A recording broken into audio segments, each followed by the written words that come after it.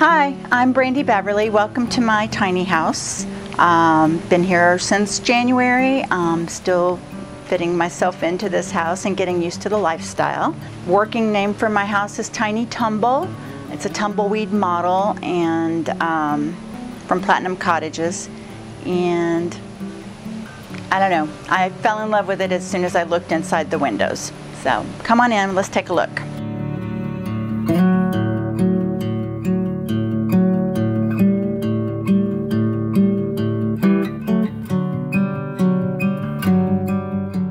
Welcome inside to the Tiny Tumble. I love this space. I've got 13-foot ceilings, curtains that go all the way up to the ceiling, make it feel really open and bright to me. The original model came with a fireplace. So over here where I have built the shelves would have been a fireplace, but I needed books. I've gone from a whole library room in my old house to just a few particular books. One of the things about tinies is you don't have much wall space, and I am the daughter and sister of artists who work in large formats, so I don't have any place to hang paintings, which is a challenge and a bit of a loss, but I do have one wall that represents some of the work. They're smaller pieces. My favorite part of this room, despite its size, is my orange recliner. Never had a recliner, said I would never have one, sat in it and fell in love with it. So it angles me up to the television that's up here, so that's nice. And I'm able to do work from my laptop. Spend a lot of time in here, and I like the light, just love the light. All right, welcome to my kitchen. This has been a labor of love. I bought the Tiny without countertops because they didn't offer the silestone that I wanted. So the house came in and I had 6 more weeks to get countertops in. This island came with no countertop either. So I bought butcher block, stained it, added a drop leaf, and it's become a really functional piece for me. It's large. Has a lot of storage inside, great drawers, but the main thing is when I bring up that leaf, I can cut out patterns for sewing, I can serve dinner. It's just a really nice workable space. I also went through and made some changes to the cabinets. I took out the stiles and cut the stiles out and attached them to the doors so I could do pull-out shelves.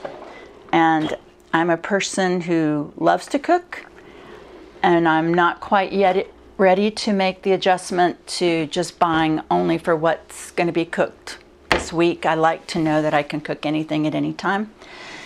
So that's a little bit more of my processing that has to be done. I love the tile. When I first looked at it in this house, it's since become a bit busy. So I've been working to simplify what goes on the shelves just to keep that noise down a little bit.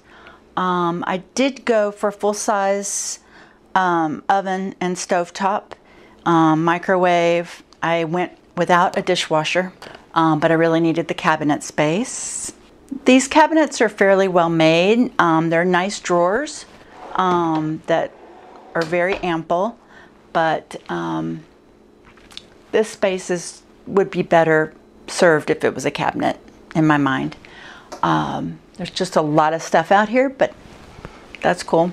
I have a farm sink, which has all sorts of amazing gadgets that go along with it. We have community gardens here, and this time of year we have a lot of greens.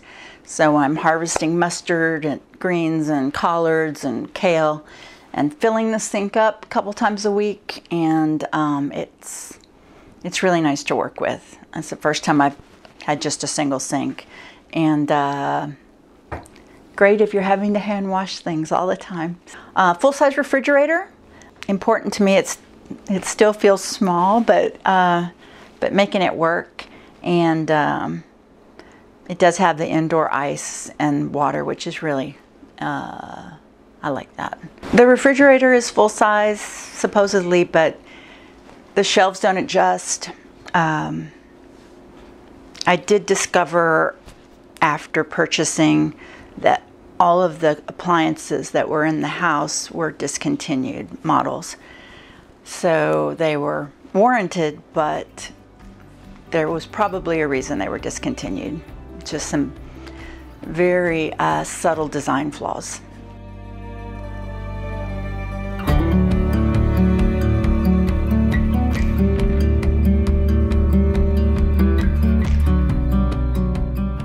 So I was living in Houston. I had my 1,700 square foot house that I had already downsized into and had gutted and renovated, and it was fabulous. And COVID hit, and I stopped working and just got crazy and decided to act on my gut, and my gut told me to come buy a tiny house.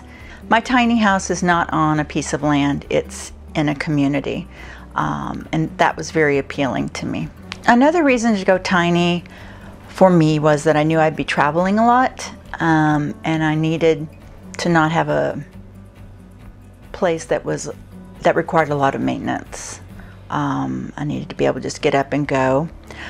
I also liked the idea of saving money. This is a much more affordable lifestyle. It's less, the utilities are much lower. Obviously they're less expensive than your standard house, brick and mortar kind of house.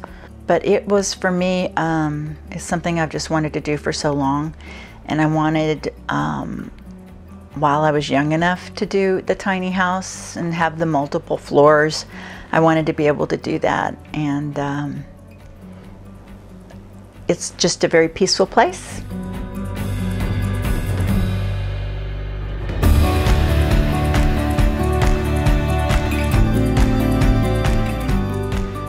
Washer dryer combo here, must have. I wish it was a little bigger, but I've gotten used to it. I no longer have a laundry hamper. I just throw things straight into the wash, and I mix things that I never thought I would mix before, and it's all okay.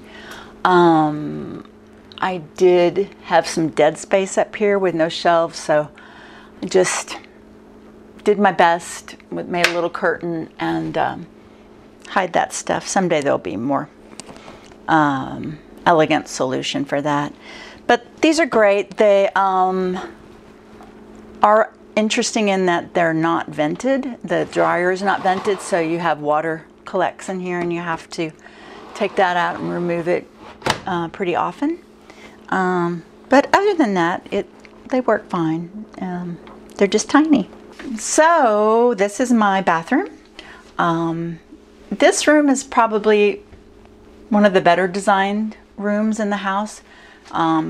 There is completely adequate storage with these upper cabinets, 3 drawers, and then all the towels can go under the sink.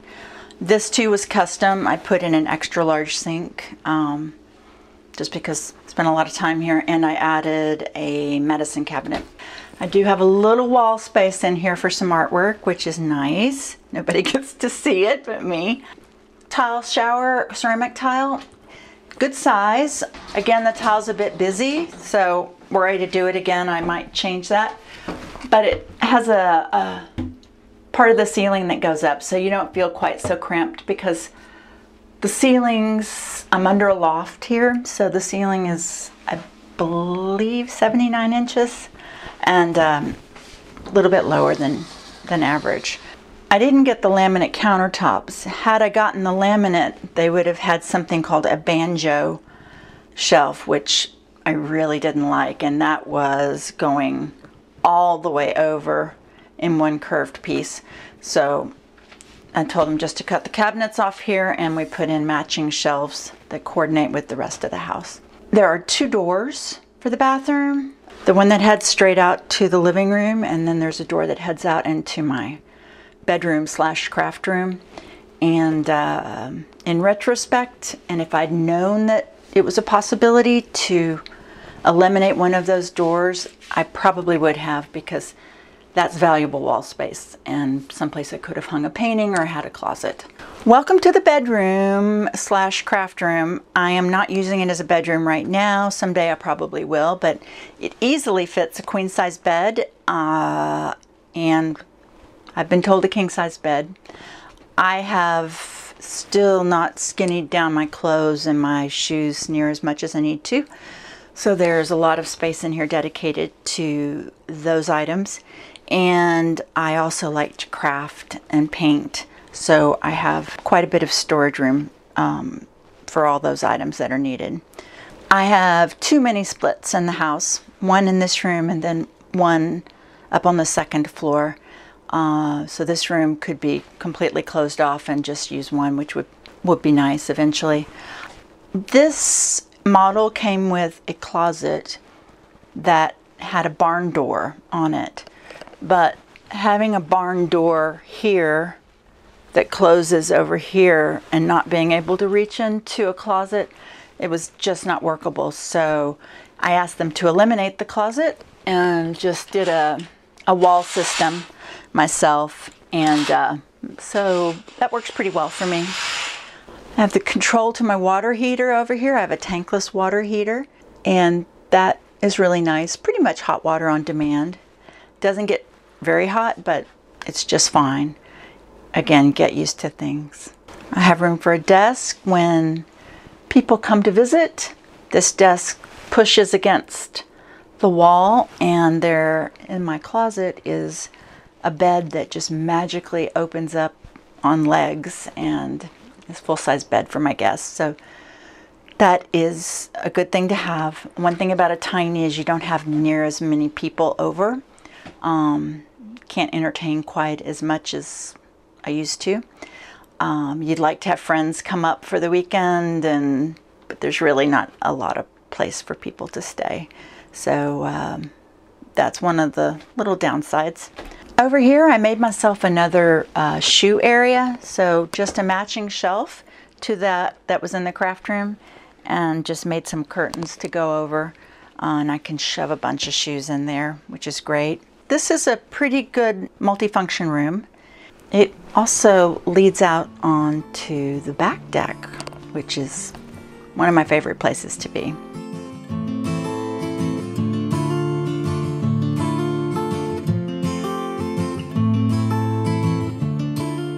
When I first bought this place, I had already purchased another place in Houston and had packed according to the size of that place. So moving was a big mess. There's been a lot of purging on the fly, and I still do have a storeroom, but that is coming along nicely. I can now walk into it and access things. So my goal is to get rid of that. I never wanted to have a storeroom in my life. It's a real process, and it's one that you need to be gentle with yourself and forgiving, that it's not where you want it to be as quickly as you want it to be. It's hard to just see yourself giving away things monetarily that you're like, that was $100, that was $100, that was $100, and so you're kind of a little nauseated by that. But on the other hand, you're learning that you don't need to be spending that money. You're just living more simply. If something comes in, something has to go out. And in this community, I don't have to worry about dressing to go out to dinner all the time. It's just very casual, really laid back, so that's helpful. But it is certainly a process to right size your house for a tiny house. I want to live in this house, in this tiny, as long as possible, but this is not very ADA friendly. I have I have Parkinson's disease, so there will come a point where stairs may be an issue, wheelchair may be needed, things like that. So I'm hopeful that I'll have many years here, but we'll see.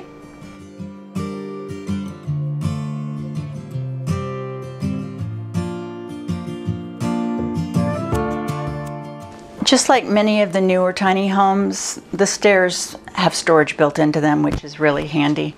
Nice to have it close at hand. I have my kitchen stuff all here and in order of how often I need them. We are now up in my loft. This is a very peaceful place for me. I love the windows on either side, east-west. I wake up with the sunrise in the morning and it's just right on the same level as my bed, which is great. It's a little challenging changing sheets and moving around, but for now I can do it. This is a queen size bed. The room is actually set up more for 2 twin beds, the way they have the lamps affixed to the wall, the sconces. But I really like being back in this little nook. I have space to do my yoga in the morning. I stay up here for about 30-40 minutes after I've woken up every morning, and just it's a peaceful time. I usually wake up with sunrise, so this is a great spot for me, and I'm hoping that I can continue to live up in the loft for a long time. So I do have some more storage up here. I would love to get rid of some of it, but it's the bedding, it's some extra purses, and these white IKEA scubs in the corner hidden back in here. And I just added this shelf so I could stuff some more things under here. So each one has a job. One's bathroom overages, one is kitchen stuff. So they all have a job. One thing I would change would be the position of the fire alarm, which is right over my bed. I like to stretch in bed and kick that thing a little too often, but it's nice to have it blinking right over my head so I know it's working all times. So we're out on my back porch now. This is the southern exposure, and it's actually where I access my parking. Many people think it's the front, but the way our homes are oriented, the farm side is considered the front door. So for all my feng shui, this is the back door. I had mentioned that I need a lot of storage. These cabinets are very handy for all my kitchen stuff and gardening and toolboxes. I'm a handy person. I could not give up on my tools. I've donated many, but I still have all the clamps and the this and that I may need to do projects, and it does come in handy. I still do a lot. I like to mess with things. On this side I have my couch. I spend a lot of time out here reading. This was my old patio furniture. I've given away 2 chairs to neighbors because it was a bit much back here. It's the most comfortable. I bought the nice fancy stuff for the front porch. It's not near as comfortable. So this is where I come. And it's interesting in our community. Back door, there's a lot of activity here, but people treat this as private space. If you're on the front porch, people feel free to say hi, stop by, chat. So this is my more private space, even though it's open. So this is the front porch. It's 10 feet deep and 15 feet wide, so I have a lot of room for furniture here. Plenty of room for plants. I did add the curtains for a little bit of privacy and wind block. It's very gusty here. So on this side of the porch, I have a table that seats 8 pretty comfortably. So during the times of year when it's comfortable outside, I get folks out here. I did buy the IKEA really inexpensive little stools that I can stack. They've come in handy. I use one as a shower stool. This is my 1950s tilt-a-wheel panel that has gone with me through several houses, and it just fits the tiny perfectly. I come out here and read most mornings and serve food out here for my neighbors. I like to cook for folks and let them just come by and pick up food and take home. They bring their own bowls, and so it's all served out here. and it's just really a nice welcoming space. We have a lot of fun out here. So this is the view from my porch and from my orange recliner. I love it. This is an organic farm just over this fence line, and they recently had tomatoes and peppers. It was just lovely, and we volunteer at the farm, so that's very nice. During Snowmageddon, this was just beautiful snow, 6 inches of snow out here.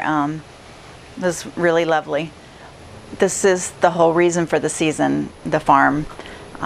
It just has brought together a group of people who are like-minded when it comes to the way we grow our food, the way we eat, the way we live. So a tight-knit community. We have our own community gardens, and we grow our own food together, separate and apart from the working farm. And it's just a really nice way to live.